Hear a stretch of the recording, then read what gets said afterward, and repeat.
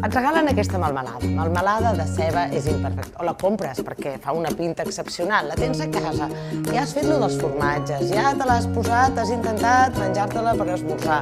Però ara dius, donem-li una altra història, donem-li un altre joc. S'ha degut fer-ne una vinagreta. Agafem aquesta melmelada i la barregem, la batem amb oli i una mica de vinagre. I es transforma en una vinagreta. Un bon raig de vina, ja tenim la supervinagreta. I amb aquesta vinagreta què amanim?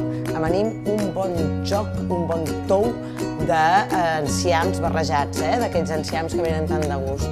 Ja tens la base i ho has de complementar. Escolta, ho pots complementar amb tot allò que et vingui de gust.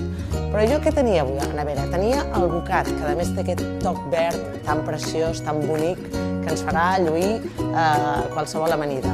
També posarem uns tomàquets, perquè què és una amanida sense tomàquets, senyors? I ara ja ho tenim.